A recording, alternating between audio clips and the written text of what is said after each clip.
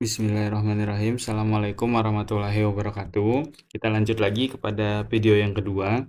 Jadi di video yang pertama tadi saya sudah menjelaskan sekilas tentang materi pembelajaran yang akan saya berikan dalam bentuk Word.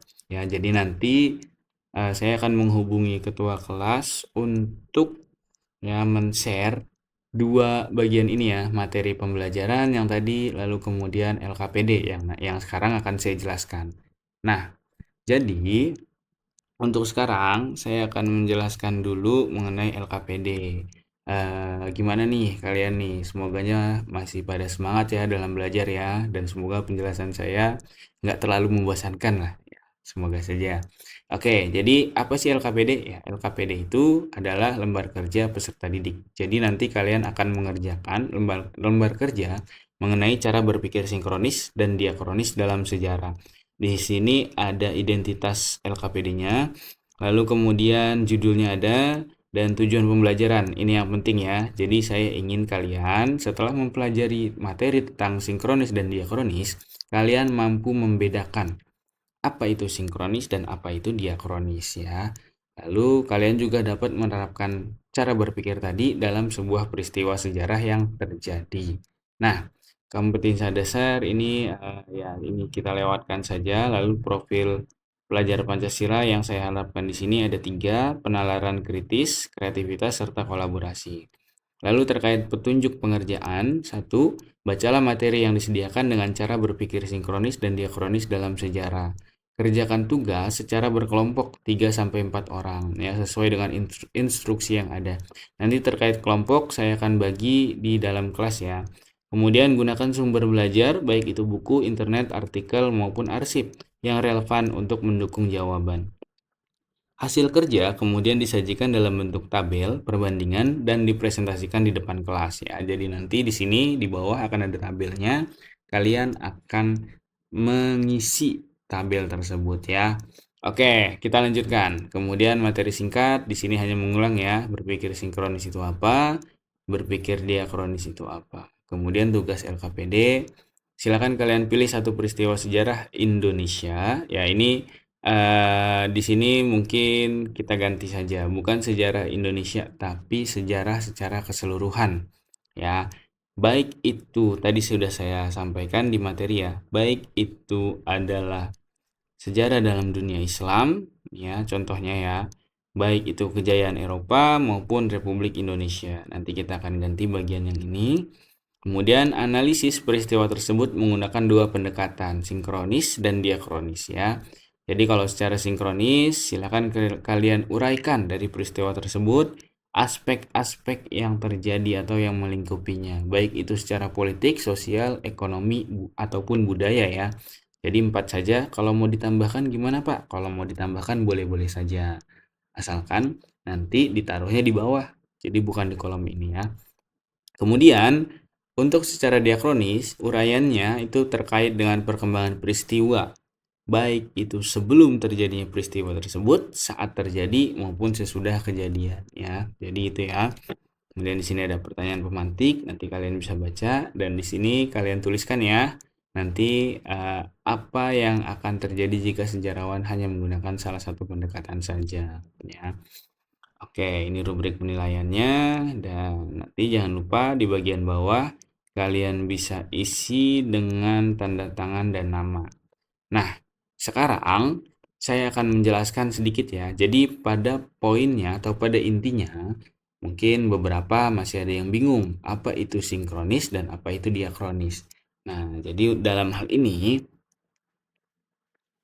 saya akan mencoba menjelaskan secara singkat menggunakan papan tulis Canva ini ya. Nah, jadi kita gunakan alat ini dulu. Kemudian di sini coba oke. Nah, jadi kita lihat sebuah peristiwa sejarah itu sebagai sesuatu yang berjalan dari satu titik ke titik yang lain. Mohon maaf ini gambarnya agak-agak ini ya. Nah, ini adalah suatu peristiwa sejarah yang berlangsung dari awal sampai akhir. Nah, sebelumnya saya sudah membuat diagram kurva. Saya di sini ingin membuat lagi diagram ini ya. Oke, nah itu diagram di sini ya. Oke, jadi kita taruh ini di sini dan ini di sini. Oke, kita tarik ya. Nah, kemudian kita copy dulu, copy paste, kita balikkan. Oke, nah,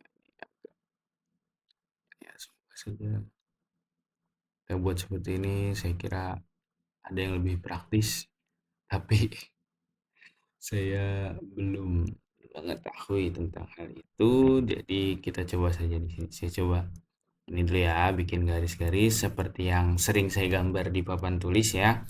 Jadi ini terkait dengan kurva. Oke, kita putar saja.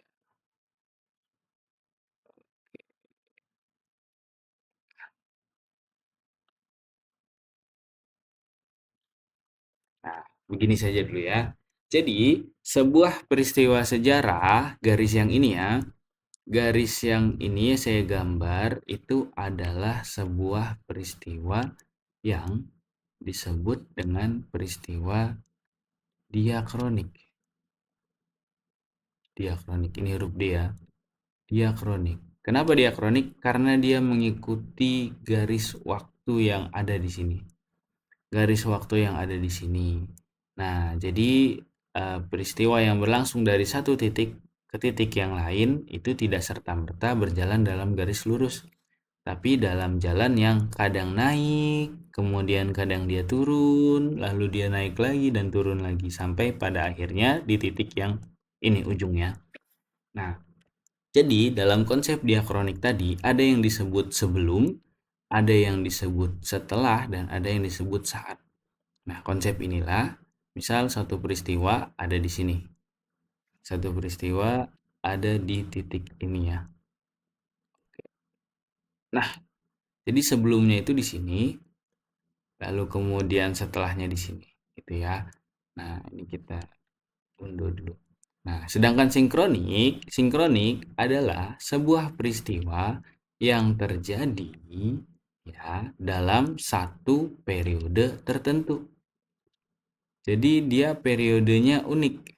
Misal di sini ada sebuah perubahan yang terjadi, ya, maka di sini adalah sebuah peristiwa sinkronik, peristiwa yang hanya terbatas pada satu waktu, satu garis waktu. Tapi dia membahas banyak aspek, mulai dari politik, mulai dari ekonomi, sosial, ataupun budaya.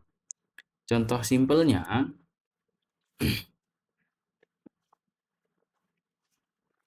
yang bisa saya berikan mungkin adalah satu, yaitu peristiwa kenabian. Nah, sebuah peristiwa kenabian itu adalah peristiwa yang berjalan dari mulai Nabi Muhammad menerima wahyu di sini ya, sampai dengan Nabi Muhammad wafat di Mekah, wafat di Madinah. Dalam satu garis waktu ini ada peristiwa yang kadang dia naik dan kadang dia turun sampai akhirnya dia naik dan turun lagi. Sampai akhirnya akhir hayatnya gitu ya. Nah, dalam satu peristiwa tersebut ya, dalam satu peristiwa tersebut kemudian garis waktu dalam aspek diakronis adalah aspek yang berkaitan dengan kronologis. Jadi sebelum Rasulullah menerima wahyu, kemudian saat Rasulullah menerima wahyu, dan kemudian sampai Rasulullah menyampaikan wahyunya. Itu adalah aspek diakronisnya. Kemudian secara sinkronis ada aspek-aspek penting yang terjadi. Apa itu? Bisa saya tulis dulu di sini ya. Ini adalah sinkronis. Nah, apa itu yang penting? Sebuah peristiwa sejarah yang terjadi, ya, misal peristiwa sejarah yang berkaitan dengan dakwah Rasulullah, itu adalah peristiwa sinkronis. Kita ambil satu contoh di sini ya. Rasulullah pernah mendakwahkan agama Islam di wilayah Taif. Kemudian Rasulullah mendapatkan penolakan dari masyarakat Taif. Nah, secara budaya harusnya secara budaya orang Mekah itu ketika zaman dulu ketika dia sudah mengikut kepada ketua sukunya, itu dia akan terus ikut kepada ketua sukunya. Karena kemudian Rasulullah menyampaikan dakwah yang merubah perspektif mereka, maka kemudian terjadi penolakan. Nah, itu terkait politik. Kemudian terkait dengan sosial. Nah, ini ada sedikit anomali. Apa anomalinya? Rasulullah itu sejatinya adalah seorang saudagar. Lalu kemudian Rasulullah juga, kenapa Taif yang dipilih? Karena di Taif ada saudara dari Rasulullah. Jadi dengan harapan dakwah di Taif itu bisa diterima. Tapi kemudian yang terjadi adalah sebaliknya. Kenapa itu terjadi penolakan? Karena di Taif kultur masyarakatnya ternyata berbeda dengan yang ada di Mekah dan seterusnya. Nah, itu satu contoh. Kemudian contoh yang lain apa? Contoh yang lain pada proses ini kita ini lagi ya. Pada proses kebangkitan bangsa atau kemerdekaan, Indonesia pernah mengalami namanya masa kebangkitan nasional di awal 1920-an, di mana banyak organisasi-organisasi yang berdiri. Nah, kalau misalkan dalam perspektif diakronis, dalam perspektif ini, maka yang dibahas adalah tahun-tahunnya. Misal di tahun ini ada namanya Budi Utomo. Kemudian di tahun ini, di tahun 1920-an ada Muhammadiyah, ada NU, Muhammadiyah 1912 kalau nggak salah. Jadi ada Muhammadiyah, ada NU, ada banyak organisasi yang berdiri yang mendukung pergerakan nasional, Tapi kalau kita bahas aspek sinkronisnya, maka yang kita bahas adalah satu garis waktu saja di sini satu bagian saja.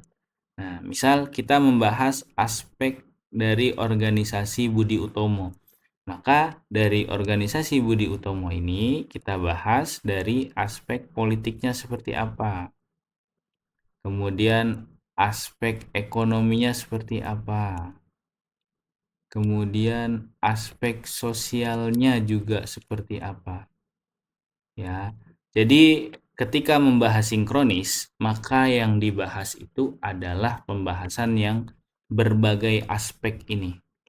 Sedangkan kalau pembahasannya secara diakronis, maka akan berkaitan dengan waktu. Misal Budi Utomo berdiri 1908 atau seterusnya gitu ya. Lalu kemudian mohon maaf ya kalau mungkin agak ada kesalahan sedikit dari saya ya. Jadi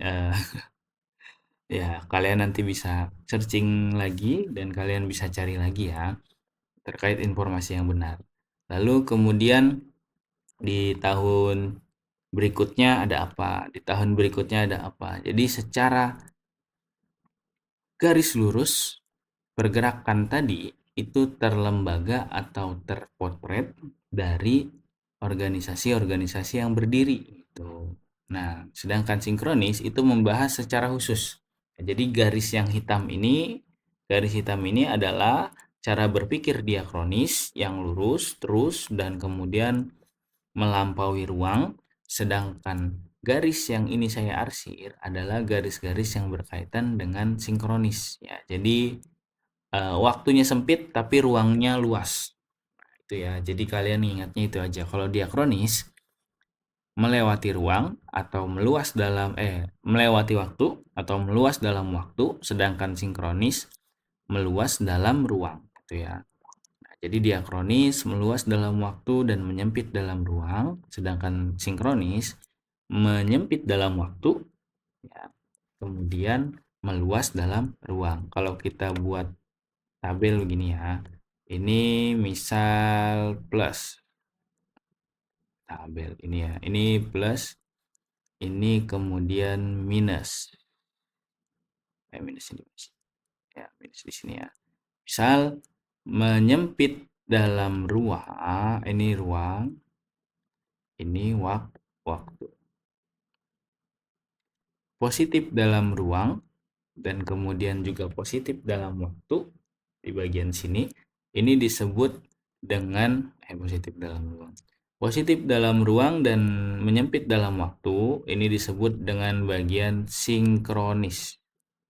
Sedangkan di sini, ya, misal dia plus dalam waktu dan minus dalam ruang, maka dia disebut diakronis. Nah, secara pengertian ya, kalian juga nanti bisa cari apa sih diakronis dan apa sih sinkronis ya. Kalau misalkan diakronis itu berasal dari dua kata, dia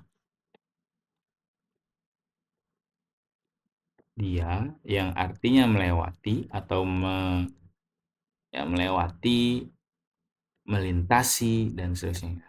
Dan Kronos ya. Ini pakai ginian agak lama ya, mohon bersabar. Kronos ya, dia itu artinya melewati, Kronos itu artinya waktu. Jadi diakronis itu adalah melintasi waktu. Sedangkan sinkronis itu artinya menyatukan, malah menyatukan, bukan menyatukan, apa bahasanya, mungkin kita tuh harus sinkron. Kita tuh harus sinkron antara satu dengan yang lainnya. Kita tuh harus sinkron, harus menyatukan, harus melibatkan ya antara satu dengan yang lainnya. Makanya di situ kata kuncinya, kalau ini melewati diakronis, kalau ini melibatkan ya. Jadi dilibatkan aspek-aspek yang ini, dilibatkan dalam cara berpikirnya.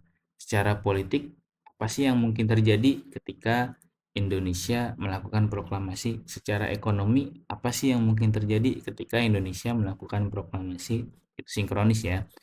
Ketika proklamasi, apa sih yang akan terjadi ya secara sosial ketika Indonesia melakukan proklamasi. Nah, sedangkan diakronis nanti cara berpikirnya, sebelum proklamasi apa yang dilakukan, saat proklamasi apa yang dilakukan, dan setelah proklamasi apa yang dilakukan. Seperti itu ya kurang lebih ya penjelasan dari saya terkait LKPD dan juga penjelasan, ya saya kira itu penjelasannya cukup panjang. Jadi nanti kita bahas lagi di dalam kelas ya.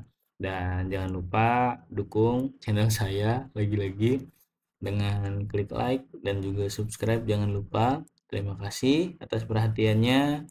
Assalamualaikum warahmatullahi